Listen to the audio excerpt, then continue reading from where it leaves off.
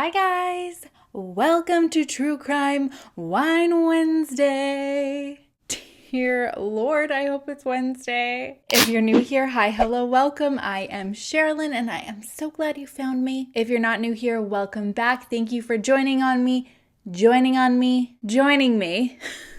time I upload. I love you. Two things to address. One, I'm still not feeling the best. This cold is lingering. It's really annoying me. So as much as I wish I could have a glass of J-Lore right now or something, I'm back at it with the water. What is in here? Oh, no. Second thing I want to address. Yes, I am wearing shoulder pads today. Well, they're built in with the shirt, but I feel like I kind of like it.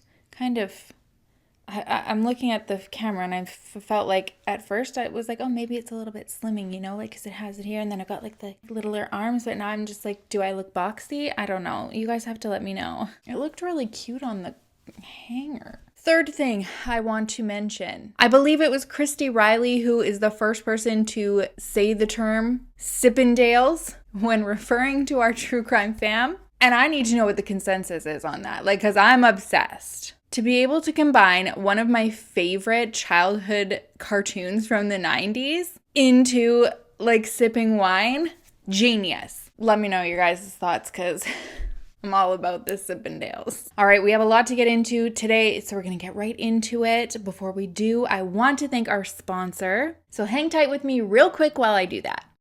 Before we get started, I want to give a huge thank you to today's sponsor, Karma. This is so dang cool, you don't even know. One thing you might not know about me is I love to find savings codes. I will search high and low for a code out there once I have all of my items in a cart. I mean, I know a lot of them are out there to be found because I have the joy of being able to share them with people myself. So if there's like a savings to be had, I'm all over it. And with Karma, it does it for you. It's a free app and Chrome extension that makes sure that you never miss a deal, never miss a coupon code on items that you have your eye on. For example, right now we are working on making our new home our home. We're doing renos, we're painting, decorating, like everything under the sun right now. And with Karma, I can go on the app, find an item that I want, and if it's not on sale or if I can't find a code at the moment and I want to hold off and wait for one, I just click on it, put it in my watch list, and when one comes up or a price drop happens,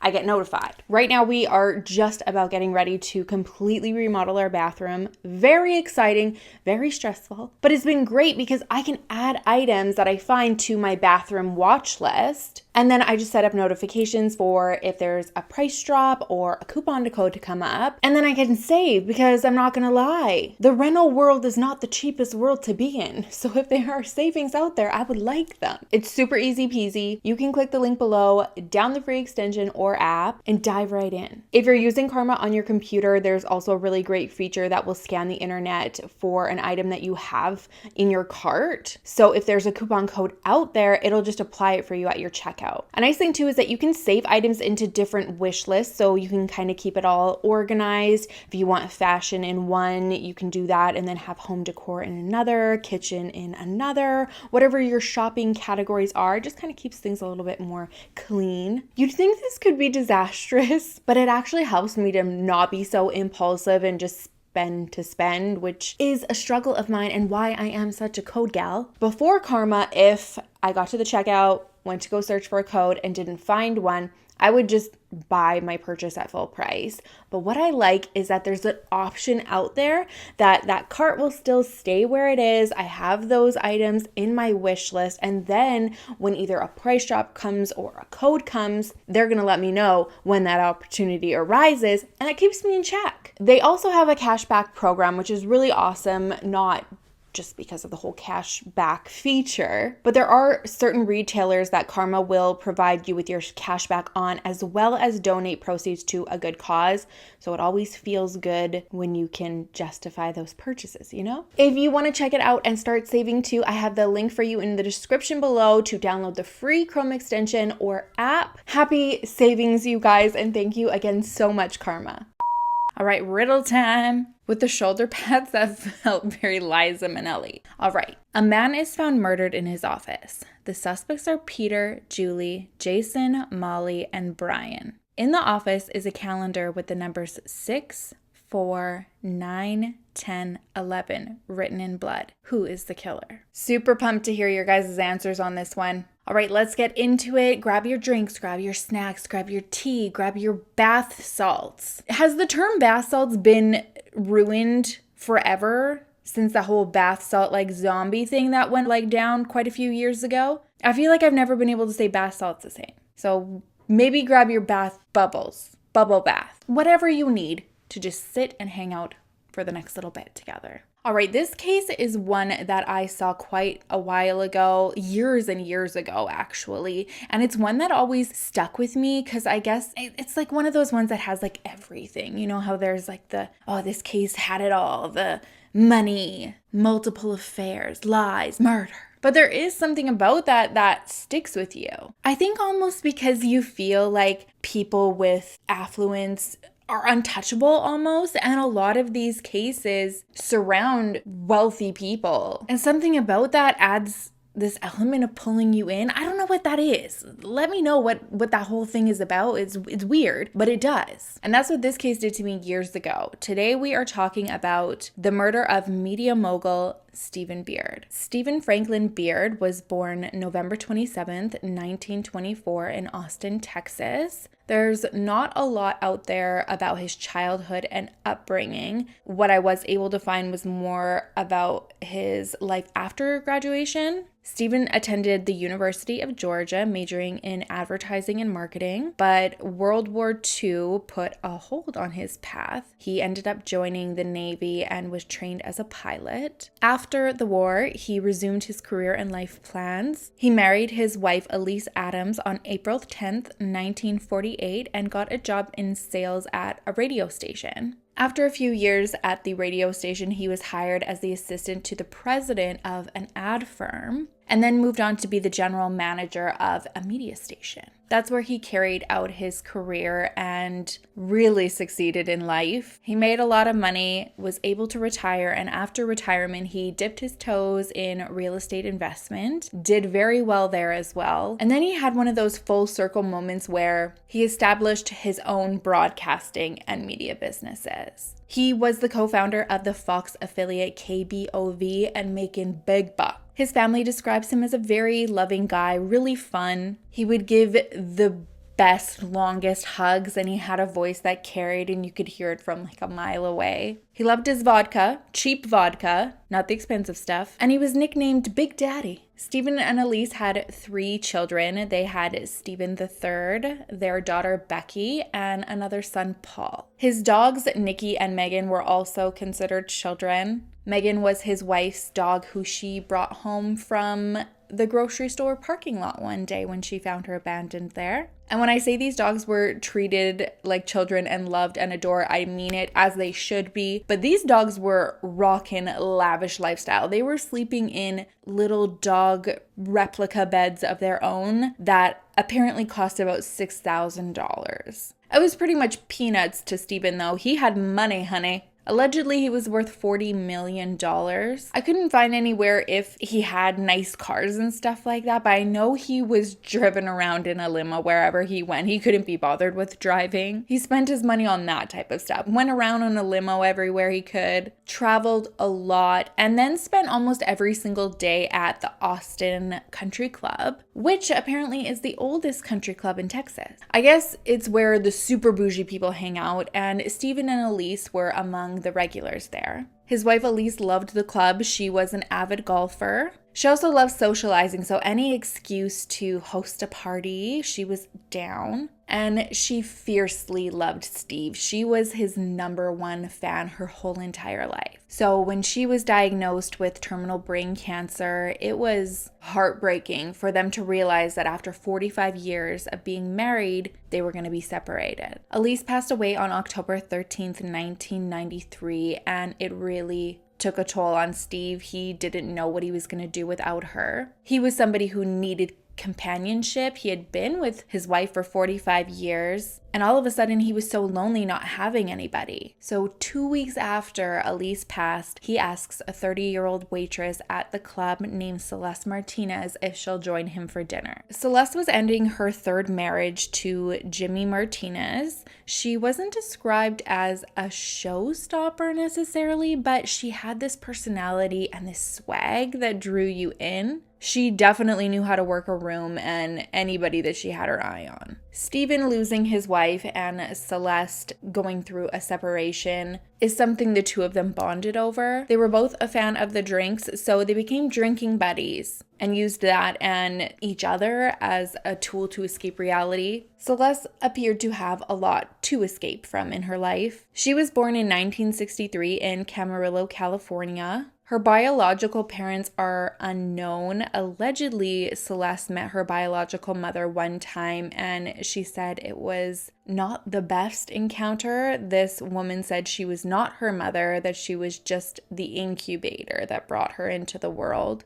Woof. She was adopted by a woman named Nancy and a man named Edwin Johnson. Her home life is described as dysfunctional. Allegedly, there was physical abuse that Celeste endured from her father, and it caused her to have a lot of anger issues growing up. All she wanted to do was get out and leave the house, and she saw hope in that when she met her high school sweetheart, a boy named Chris Bratcher, when they were 15 years old. With everything that was going on in Celeste's home life, they decided that it was going to be best and they'd be better off if they just got a place together and moved out, even though they were young. So that's what they did. In 1980, they got married and they had twin daughters, Jennifer and Christina, not long after the wedding. Allegedly, Celeste's husband turned to drugs and alcohol and became very abusive. So only 2 years after the girls were born, Elise packed them up and they started moving across the country. In 1988, she met and married a man named Harold Wolf, but by 1991, they were divorced. Celeste said he was an Air Force mechanic and one day he just stopped calling her while he was stationed out in Iceland. So that marriage ended, and then she met a man named Jimmy Martinez. She was at a bar in Phoenix when they met, and I guess he just went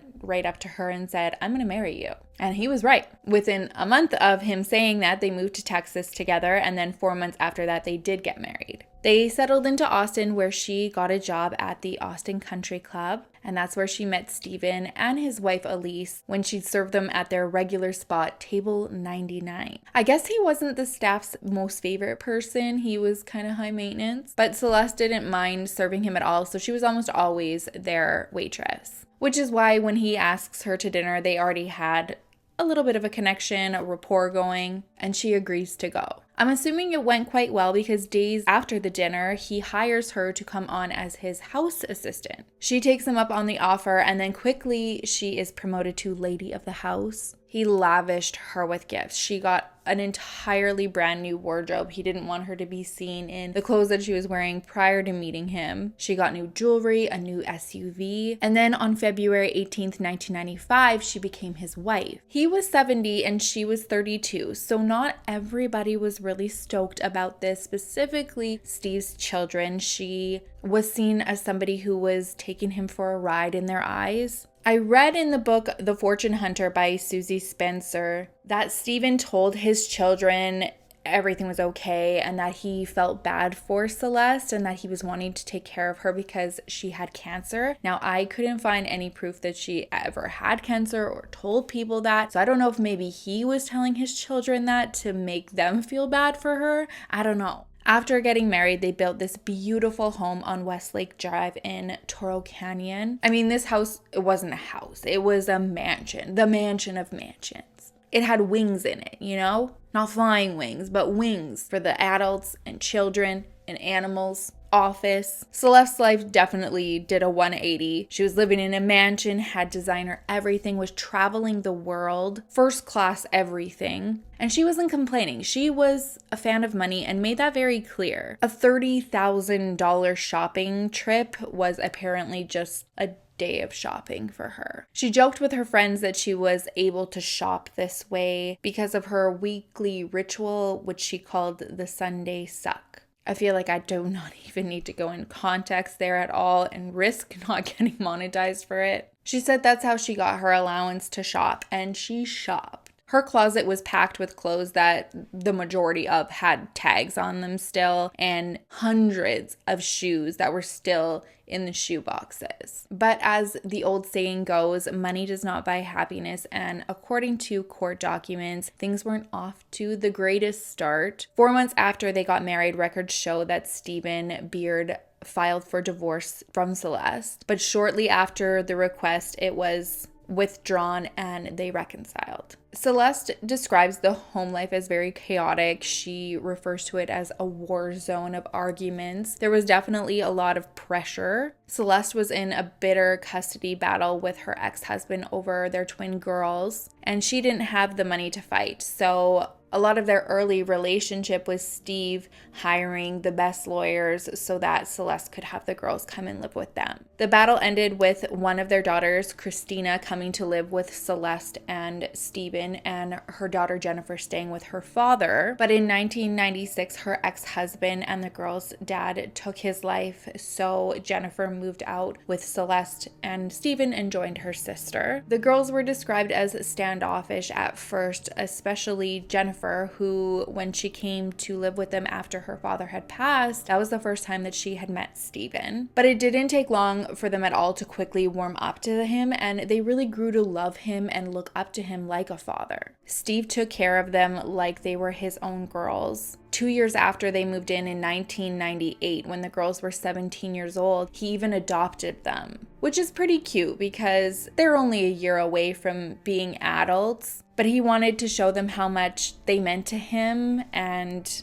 include them in his umbrella of children. Now, this should have been a memorable year. That's a big, precious milestone. But it also became known as the year that Celeste tried to take her own life in front of her husband and her children in the middle of this heated family argument. I guess tensions were running high, and Celeste goes and grabs a gun and says, okay, well, if this is how it's gonna be, I'm just gonna end everything. Her family's able to calm her down, and after the incident, she is admitted into St. David's Pavilion, which is a mental hospital. Her family was very supportive and encouraging. They wanted her to get better. Her daughter Christina in particular came every single day to see her mom, and even sometimes multiple times a day. It was during one of these visits that she notices another patient that's struggling quite a bit. Every time she went to see her mom, this patient was drugged quite heavily to the point where she was struggling even to tie her own shoes. And she always looked like she was crying or just finished a big cry. So Christina looks at her and tells her mom, you should reach out to her. She really looks like she needs a friend. And Celeste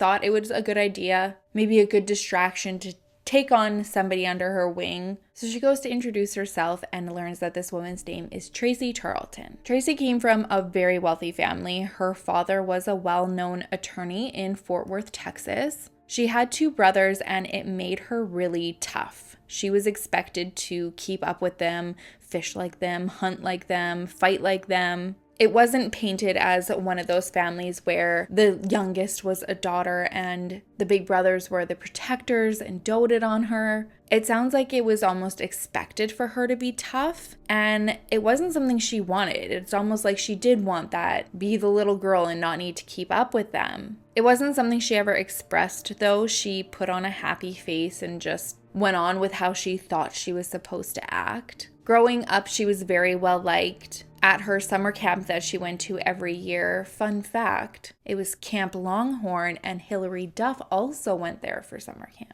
Obviously, her and Tracy didn't go there at the same time, but when Tracy went there, she was super popular. She was even voted favorite camper. I never went to camp. Even from a young age, I was such a homebody. Still am. Couldn't be away from my parents and my bed. Even the thought right now, I'm just getting a little... I feel like I really missed out on like the whole camp years though. Were you campers? I really missed the boat, didn't I? Unlike me, Tracy really looked forward to camp every year. And after she graduated and was no longer a camp visitor, she became a camp counselor. While she was a camp counselor, she was known to get quite rowdy when her and the other counselors would go off to the bar after all the campers went to bed. Did this stuff happen for real? I think I'm actually missed out on being a camp counselor. When she'd go out though, she was a bit rowdy. I guess it was a little lighthearted, kind of annoying because she was really loud and all over the place. But people kind of tolerated it because they really liked Tracy. And then as they go out more and more often, it would just escalate and she'd get more aggressive. She'd try to push people to get them to want to start a fight and then like puff out her chest like she had something to prove. She nicknamed herself TNT, which happened to also be the initials of her name. So that kind of worked out for her. It was around this time that she obviously was struggling mentally with something. She had these anger issues and these outbursts, but she didn't know where it was coming from because she was really popular, but she realized that all of these relationships and friendships she had no substance. She never had a best friend or somebody really close she could rely on. It all seemed very superficial. And it caused her to feel really lonely. When she went to university, she tried to find her crowd. She pledged sorority and thought she found what she was looking for. Partied hard with her sisters, but again, didn't really mix well with the emotional side of things that she wasn't dealing with. A large struggle for her too was that at a very young age, she knew that she was a lesbian, but she didn't want to come out. So instead, she just kept it inside, but it built this rage within her because she felt like she needed to show interest in boys and liking boys, and it absolutely wasn't who she was, and it was becoming too much for her. The pressure became so much that she actually tried to take her life and ended up needing to drop out of university. And this started a very long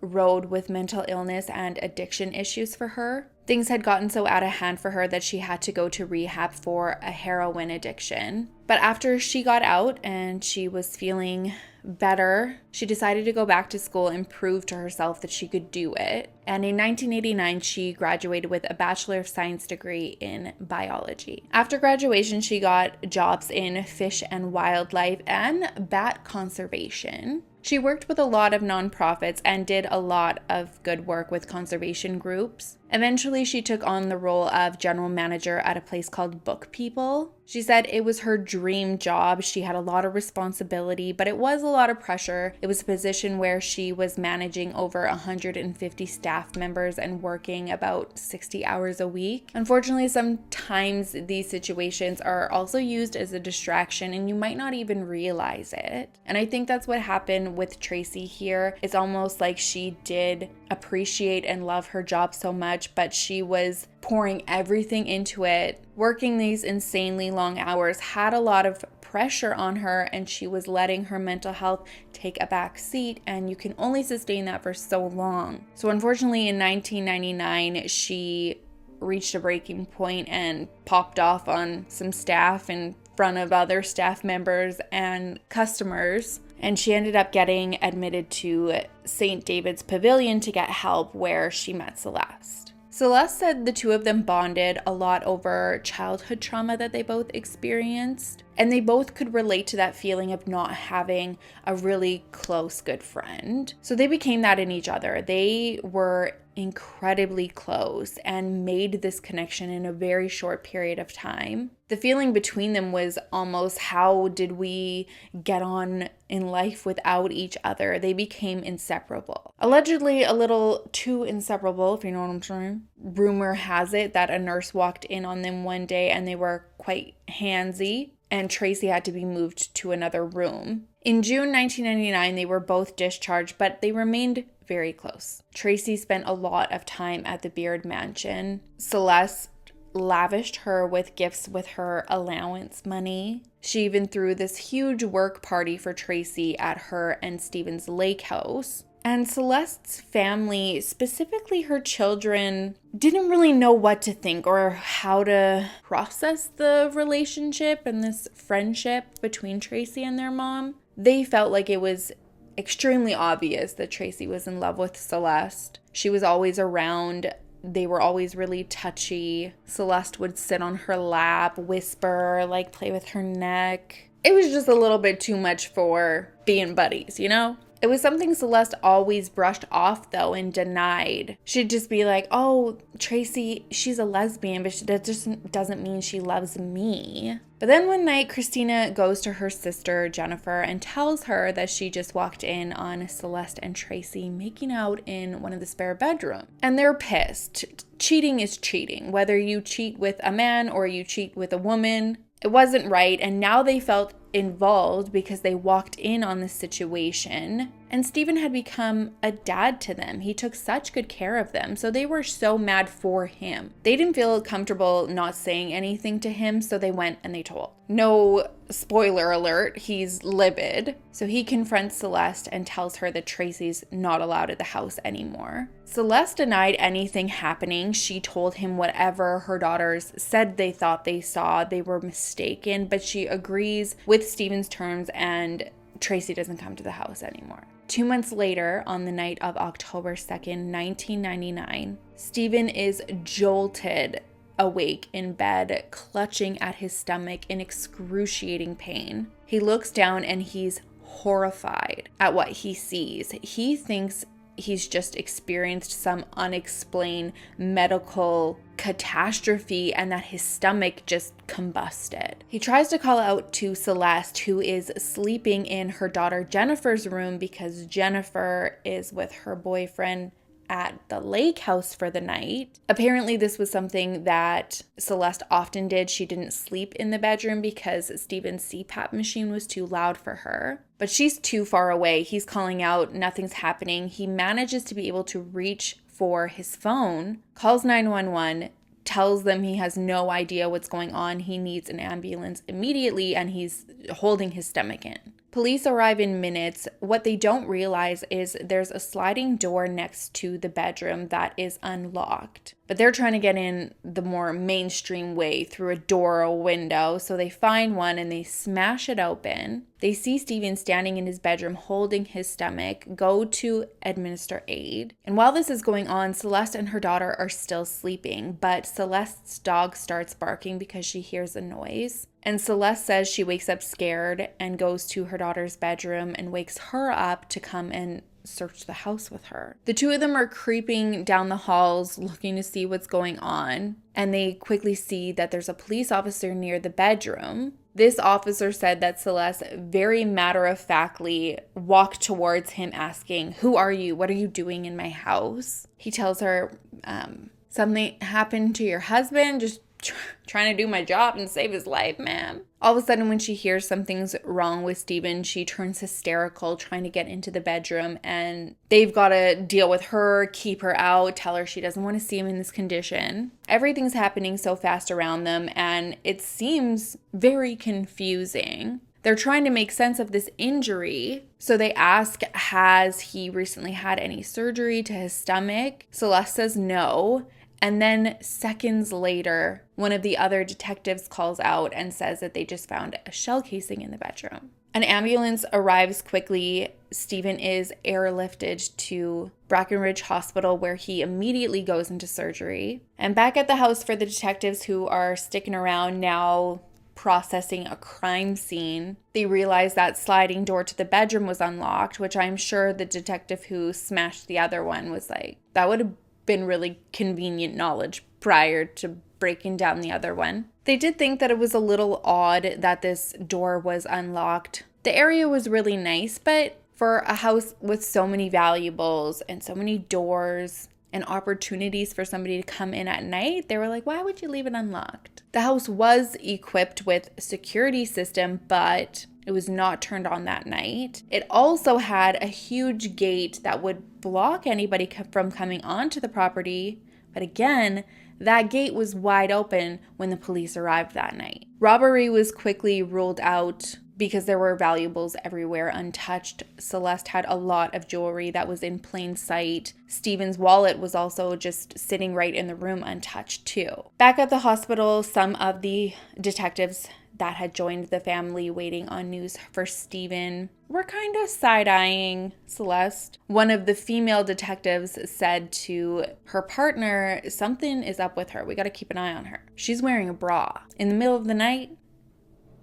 Nah. We whip those bitches off the second we have decided we are not leaving the house for good and going to bed. I'm sure she said it more professionally, but that is what happened. So they asked Christina and Celeste to give them a rundown of the evening. Celeste said Stephen went to bed around 9:30 or 10 o'clock that night. And after he went to bed, she headed out to their lake house that was at Pedernales Lake? Pedernales? Ugh. It was about 40 minutes away from the house, and she says she went there to check on her daughter Jennifer and her boyfriend who were out there staying the night. She said on the way home, she stopped to get some gas. When she got back to the house, she checked on Stephen. He was sleeping. And then she decided to sleep in Jennifer's room because his sleep apnea machine was too loud and Jennifer was at the lake that night. She said she heard nothing after she fell asleep and had no idea who could do something like this to Stephen. According to her, there were no troubles in their marriage. They were actually booked to leave for Europe that next morning together to renew their vows. By this point, Celeste's daughter Jennifer, who was at the lake, had gotten news of what happened to Stephen and had rushed to the hospital with her boyfriend. And so the detectives asked the girls and their boyfriends, do you have any idea who could want to hurt Stephen? At first they all say no, and then the detective says, listen, in 90% of these cases, it's somebody you know. Is there anybody out there that you think might have a problem with Stephen or your mom? Everyone's just silently thinking about it, and then Jennifer's boyfriend pipes up and says, what about that crazy lady Tracy? The officer asks, what crazy lady named Tracy? He says, Tracy Tarleton, and she's a woman who was friends with Celeste, but they all felt was obsessed with Celeste. They give Celeste a chance to tell them who Tracy is, and she says, oh, she's nobody, she's just a friend. So they get her address because they want to go talk to her themselves. Obviously. When they get to Tracy, she invites them right in, and they get right into it. They ask if she knows Stephen Beard. She says, yes, they are friends. And the detective says, well, your friend was shot last night and your name came up. I guess her response was, do you know who did it? How was he shot? They're like, we don't know who did it. Again, your name came up and he was shot with a gun, Tracy. Do you own one? She says she does own a gun, and naturally they want to see it. And her reply speaks volumes because she asks why they would want to see it. I don't know, Tracy.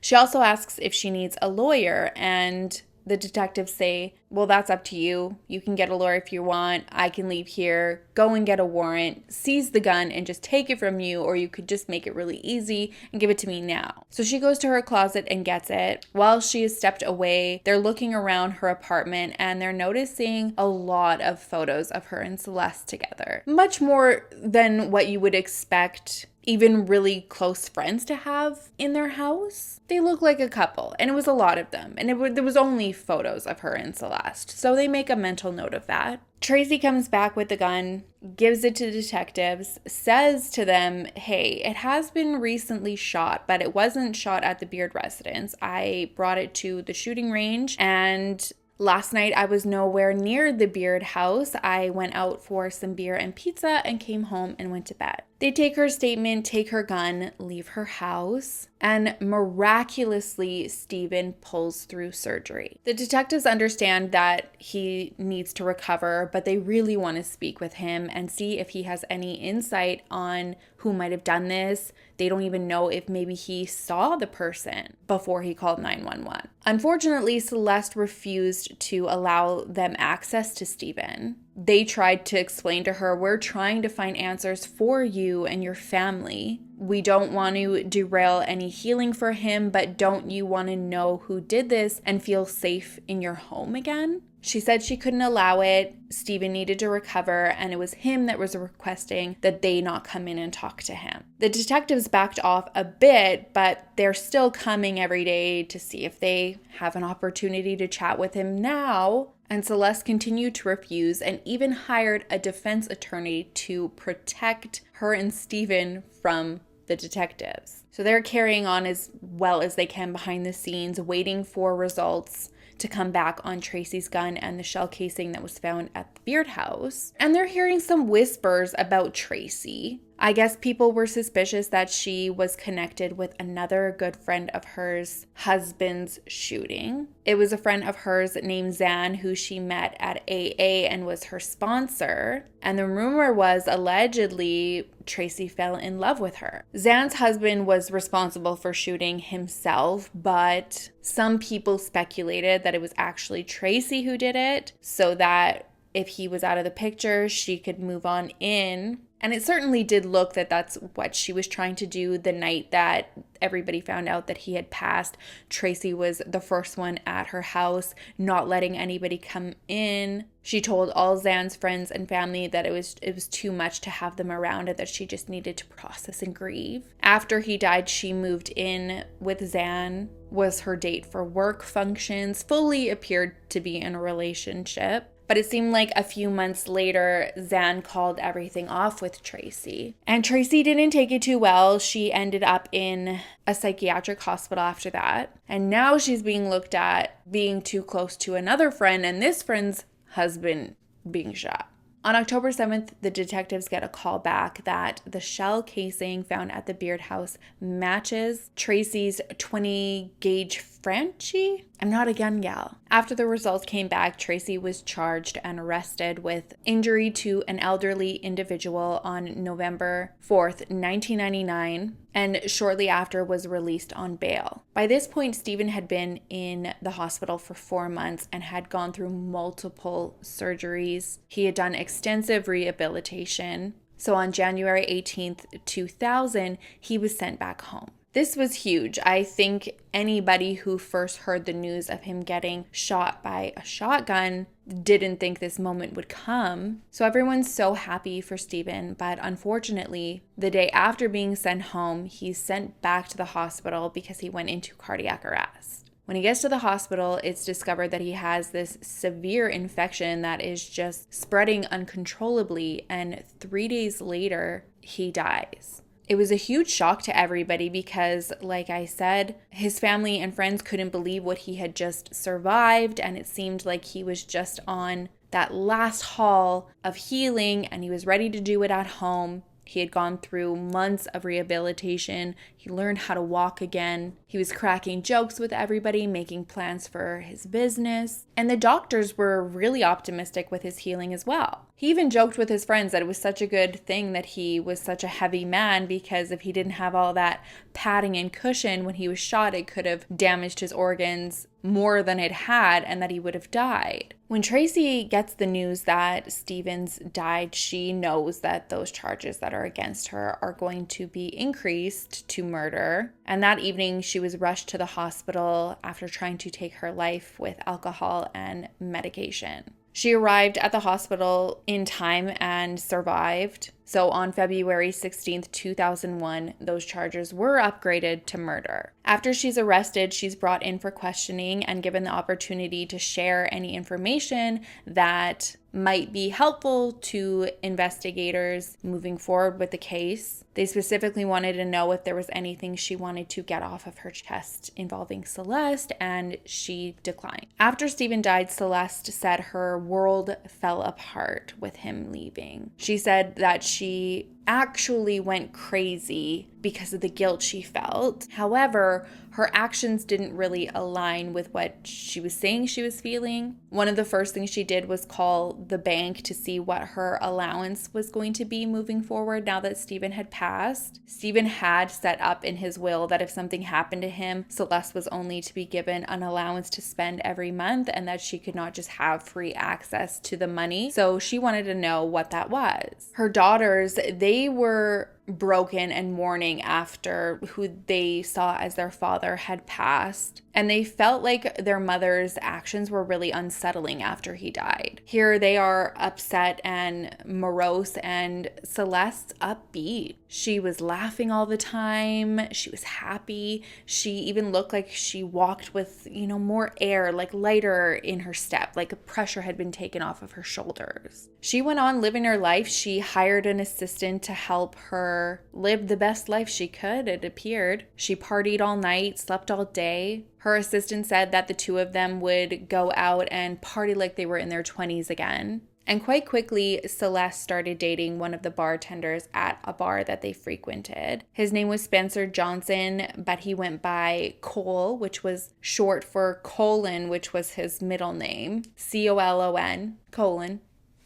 Colin? It could be a way to spell Colin. But then wouldn't your nickname be like Col? I feel like if it's Colin, it's Cole. I've never heard the name Colin before. When not referred to, you're Colin. Anyways, people felt it wasn't really a good look that she moved on so quickly. Her friends came forward sharing things about Celeste that were starting to not feel right. One thing was that they were aware of an affair that Celeste had had with her ex-husband while she was still married to Stephen. Her friends said Celeste told them Stephen didn't satisfy her that way, and her ex-husband, who she referred to as BMW, which stood for Big Mexican, I'm not going to say it, but it rhymes with Schmemer. Apparently he could give her what Stephen couldn't, but Celeste said that yes, the affair did happen, but she came clean to Stephen. She said in September, before he died, she begged for his forgiveness and he decided to forgive her, and that's why they planned this big trip to Europe to go and renew their vows and have this fresh start. Next, it was Celeste's girls to come to the detectives to talk about things that were feeling really unsettling to them. The more they thought about the night of the shooting, the more things weren't adding up. They said when Celeste came to check on Jennifer and her boyfriend at the lake lot, she came with Stephen's dog Megan. And they were surprised to see Megan there because this dog never left Stephen's side. And Celeste said she brought her out there so she could actually keep Megan safe away from Stephen because he had drank a lot and he was getting really aggressive and abusive towards the dog.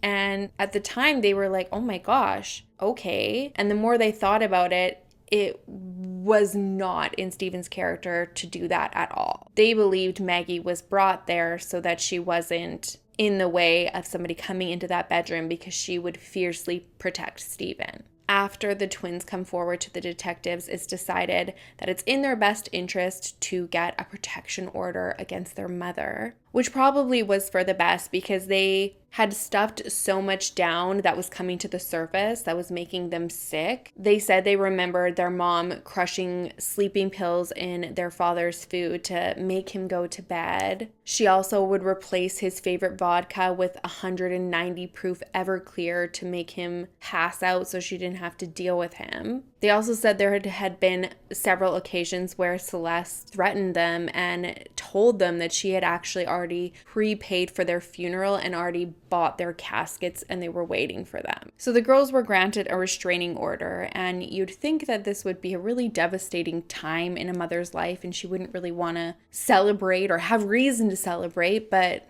Celeste did. On July 3rd, 2000, Celeste married her fifth husband, Spencer Cole Johnson. Celeste sold Stephen's house for $2 million and moved with Cole into this hoity-toity area in Dallas, Fort Worth, Texas. She was giving him a taste of the life that Stephen had shown her. In a matter of months, they had traveled to Africa, Scotland, Ireland, Canada. And Tracy's been quiet this whole time. She's sitting in jail while Celeste is living her best life. And one day she picks up the paper and she sees that Celeste has gotten married. She can't believe what she's reading. The room is spinning around her, and she realizes she's been played. Tracy calls up the detectives. She says, I'm ready to chit-chat now. She tells the detectives she and Celeste were in fact in a relationship. She said that a few months before Stephen was shot, Celeste had come to her and said that if she had to spend another day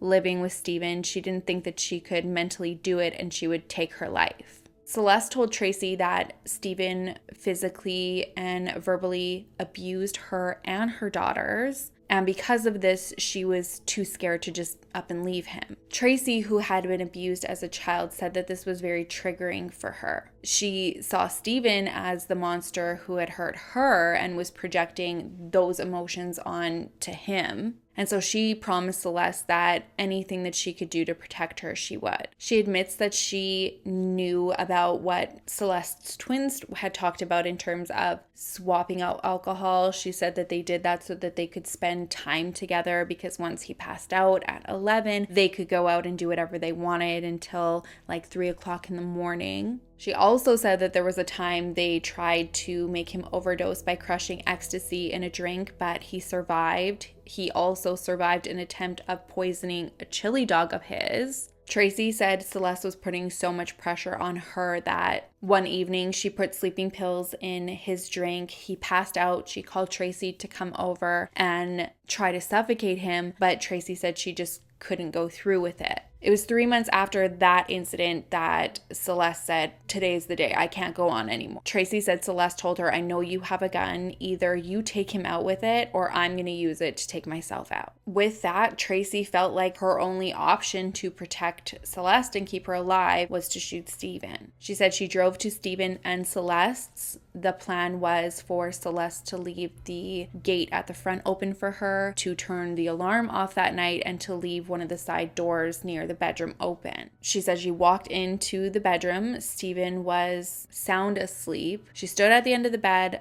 pulled the trigger, and it shocked her so much that she didn't even stick around to see if she had actually killed him. She just ran out of the house. Tracy took full accountability for attempting to take Stephen's life, but she said that Celeste was the one who was actually responsible for killing him. Tracy said Celeste had told her she was doing whatever she could to put things on his dressing that would infect the wound. And with him being vulnerable, trying to heal from this huge injury, she was pretty confident a severe infection could kill him. They strike up a deal with Tracy and they say, if you are willing to tell your story in court against Celeste, we will give you a 20-year sentence. She agrees. And on March 28th, 2002, Celeste was arrested at her dog groomer's on her way to go and pick up her dogs after getting a haircut, and charged with the murder of Stephen Beard. As part of the deal, Tracy not only had to testify against Celeste, but she also had to plead guilty to murder, which she did on April 1st, 2002, and was sentenced to 20 years in prison. During Celeste's trial, Tracy shared everything she did with the detectives, and Celeste's daughters also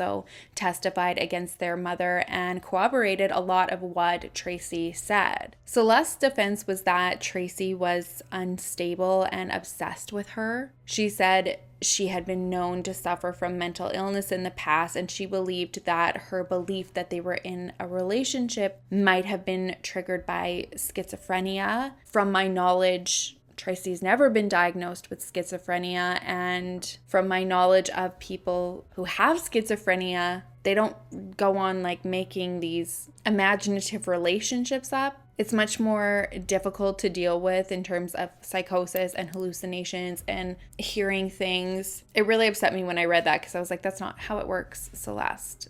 Celeste claimed that after Stephen asked her to stop talking to Tracy, she never did, and that's why she was upset, because the friendship had just been cut off. But phone records show that although they had not physically seen each other, they were in constant contact. Just between August 29th and October 1st, 98 calls totaling 340 minutes were logged between the two of them. 8 calls on the day of the shooting were also recorded between the two. And after the shooting, when Celeste is being told by detectives that they're suspicious of Tracy, and you'd think if you believed that this person was guilty of shooting your husband and you feared them, you wouldn't talk to them. But no, another 94 calls were logged between them after the shooting. After 3 days of deliberation, Celeste was found guilty and sentenced to life in prison. Tracy also served her time, and she was paroled in 2011, so she's out now. Celeste's daughters refer to her as Celeste now. They have not seen her since the trial, and they deny any of her allegations that Stephen was ever abusive to them. Celeste has said that her children sold her to the state of Texas and refers to them as the Menendez sisters, because she says that they were after her for the money after Stephen died.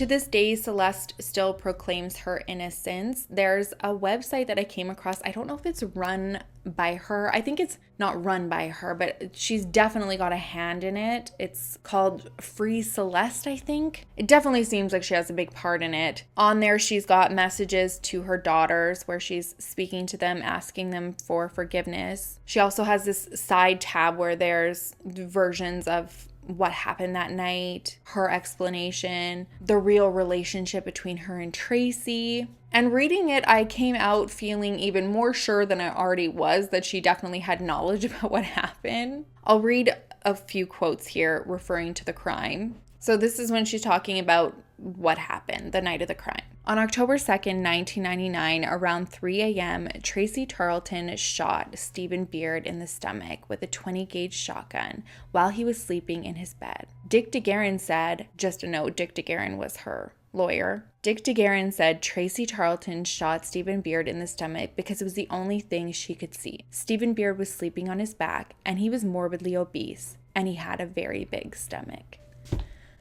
Who says that about their husband who is no longer here and who was shot by somebody who you brought into the family, who you apparently feel so guilty for introducing your family to? And then, even though she's got this tab, this letter to her daughters talking about how she loves them so much, she has another one where she goes on and says they tried to put a hit on her so that they could inherit the money that she got after Stephen died, and then that this apparent hit didn't work, so that's when they changed their story to put her behind bars. It's just very interesting how she, says all this nice stuff. This is just a piece of what she said in this letter to them. So many seconds, minutes, hours, days, years go by that I wonder if I'll ever be able to tell you just how much I love you. The anger of my past words has placed such an impossible distance between us, and I'm deeply sorry for that. I'm innocent of this crime I am convicted of, but I do understand how you saw things from a different perspective. I can't help but wonder if I had been more open with you about my life